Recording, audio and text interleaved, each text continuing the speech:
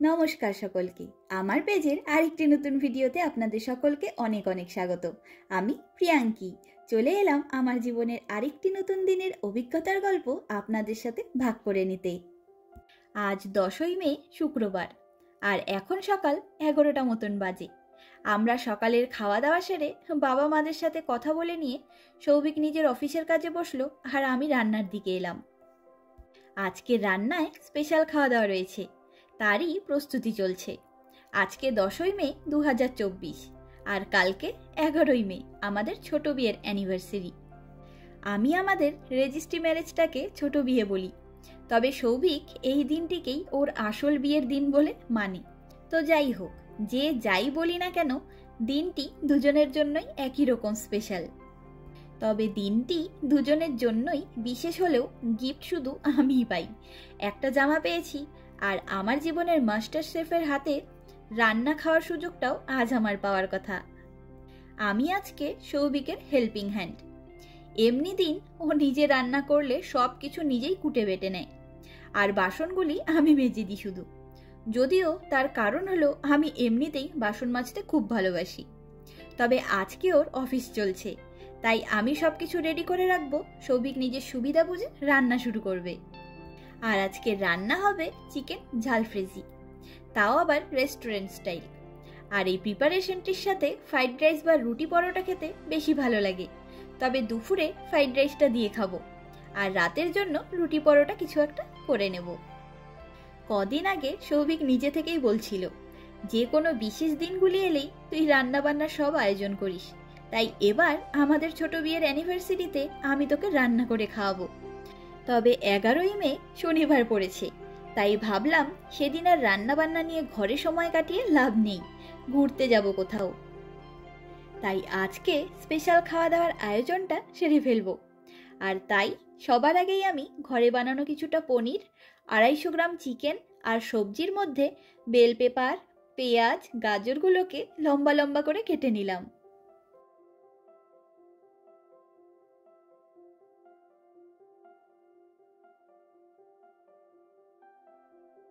আর সাথে সাথেই মশলা করার জন্য 4টে চেরি টমেটো, 4 কোয়া রসুন, 4টা কাঁচা লঙ্কা আর 1 টুকরো আদা ছোট ছোট টুকরো করে কেটে নিয়েছি। এবারে এগুলির পেস্ট বানিয়ে নেব।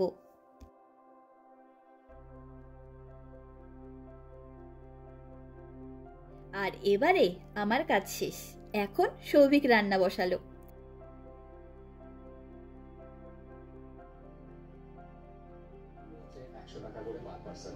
চিকেন, মটরশুঁটি, গাজর, পেঁয়াজ, ক্যাপসিকাম, পনির, এই গুঁড়ো মশলা, আর এটা পেস্ট করা মশলা, নুন। সবার আগেই ফ্রাই প্যানে পরিমাণ মতন সাদা তেল দিয়ে চিকেনটাকে একটু নুন দিয়ে ভেজে নিচ্ছে। সত্যি কথা বলতে আমি রোজকার রান্না করি ঠিকই, তবে সৌভিকের রান্না বান্নার দিক দিয়ে আইডিয়াটা একটু বেশি। আমি তো কোন রান্নায় কতটা কি মশলা দেব সেটাও মাঝে মধ্যে ওকে জিজ্ঞাসা করেই দেই। আর কন্টিনিউয়াসলি নিজে হাতের রান্না খেতে খেতে আমি হাঁপিয়ে যাই মাঝে মধ্যে, একঘেয়েমি লাগে আমার। তাই যখনই সৌভিক কিছু রান্না করতে চায় তখন আমি তো এক কথায় রাজি হয়ে যাই। আর তার থেকেও বড় কথা, ওর রান্না মানে স্পেশাল কিছু।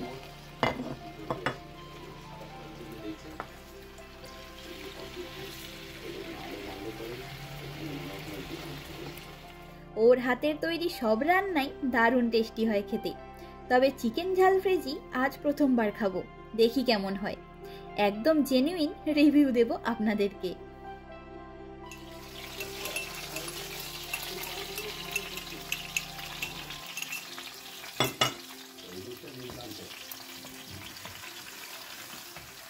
চিকেন আর পনিরটা হালকা নুন দিয়ে ভেজে নেওয়ার পরে ওই তেলের মধ্যেই দিয়ে দিল পেঁয়াজ, রসুন, আদা, কাঁচা লঙ্কার পেস্টগুলো।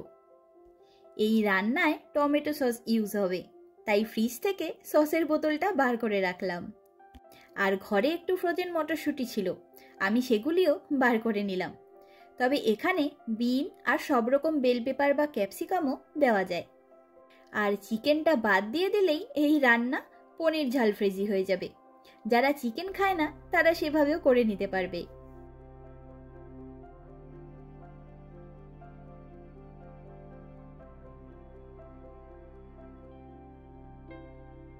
আর সব কিছু মিলিয়ে পেস্ট করা মশলাটা ভালো করে কষিয়ে নিয়ে সব কাটা সবজিগুলি রান্নায় অ্যাড করে নিল।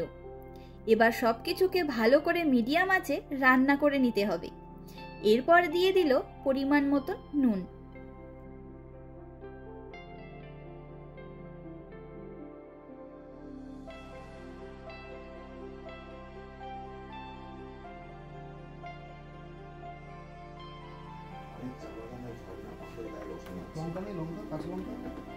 কাঁচা লঙ্কাটাও পেস্ট করে দিয়েছি।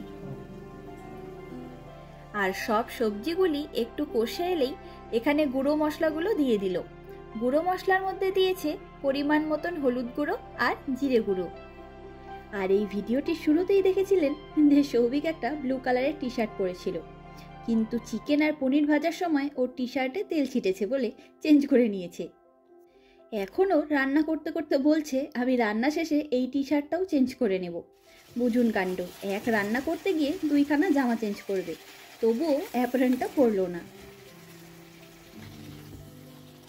আর এখন সব সবজি মশলা একত্রে রান্না হয়ে গেলেই ভাজা চিকেন আর পনিরগুলি দিয়ে দিল ফ্রাই প্যানে। তবে এবারে আমার মাস্টার শেফ পড়েছে মহাবিপদে। সবজি পনির চিকেন সব কিছু একত্রে ফ্রাই প্যানে দেওয়ার পরে আর নাড়াচাড়া করতেই পারছে না। তবে বড় ফ্রাই প্যান বা কড়াইতেও সে এগুলিকে ট্রান্সফার করতে নারাজ। আর কি, এভাবেই আস্তে ধীরে সাবধানে বাকি রান্নাটা করে নিল।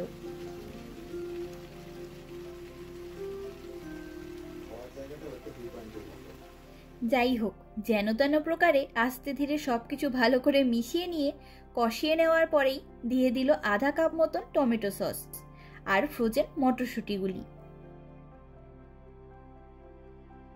আর ওদিকে চিকেন ঝাল ফ্রেজি রান্না কমপ্লিট হতে আরও 5 মিনিট মতন লাগবে, তাই আমি এদিকে ফ্রাইড রাইসটা আলাদা বাসনে নামিয়ে নিলাম। সৌভিক রান্না বসানোর আগে আমি ফ্রাইড রাইসটা বানিয়ে রেখেছিলাম, তাই আরেকবার গরম করে নিলাম মাইক্রোওভেনে। ফ্রাইড রাইসটা আমি একদম নর্মালভাবেই করেছি, গাজর মটরশুঁটি কাজু কিশমিশ দিয়ে।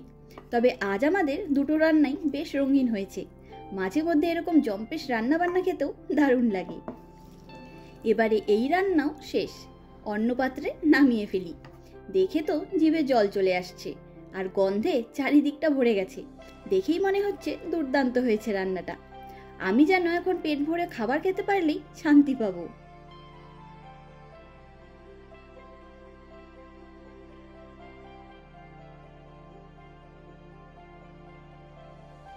আর এখন প্রায় 1:30 মতন বেজেও গেছে। আমরাও নিজেদের জন্য প্লেট গুছিয়ে খেতে বসে পড়ি। সৌভিকের হাতে তৈরি চিকেন ঝাল ফ্রেজি আপনাদের কেমন লাগলো জানাবেন। দাঁড়ান, চট করে খাবারটা একটু খেয়ে নিয়ে আপনাদের জানাই কেমন হয়েছে।